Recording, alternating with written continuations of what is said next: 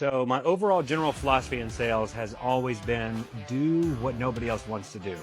And what I mean by that is approach the people that you feel are unapproachable in sales, because that's normally the people, in my opinion, that are going to give you the best, most quality sale there is to make. So like when I was at LA Fitness and I was a personal training director, the people that were coming in on price shopping, what I mean by that is they would come in and they would specifically inquire about the service that I was trying to sell. So in this case, it was personal training.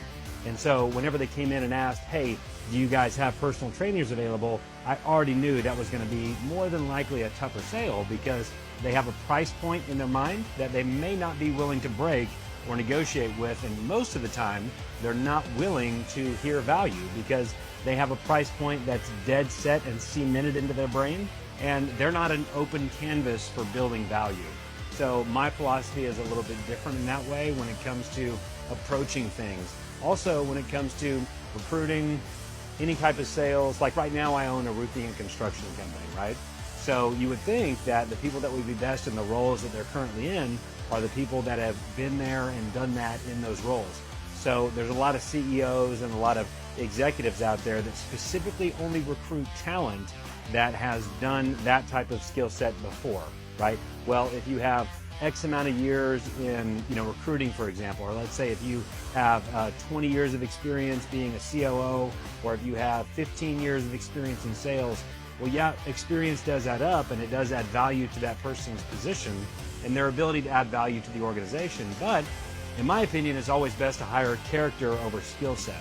So it doesn't always mean that the best person is in the best position.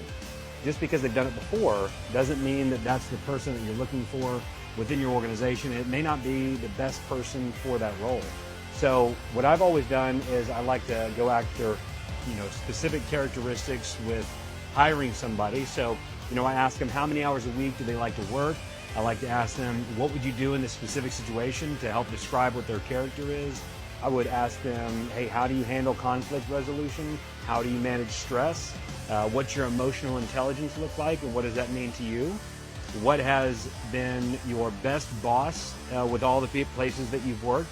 And give me an example of why they were your best boss, and also give me an example of your worst boss and maybe why they were your worst boss. All in all, in summary, I think what I'm trying to say is that the best fit or the best person or the best sale may not be glaring in front of you saying I'm the best person and I'm the best sale. You may have to dig a little bit and play Moneyball, right? You've seen that movie with Brad Pitt.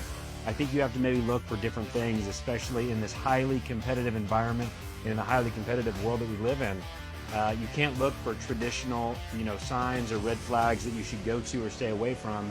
I think you have to dig a little deeper and create your own specifically designed algorithm on finding the people that you want, right? Because just because somebody was a great recruiter at another organization does not mean that they're going to be a great recruiter at your organization. You may have a completely different set of core values, a completely different mission statement, obviously a completely different leadership team, and they may not mesh with that leadership team. So that's always important to remember.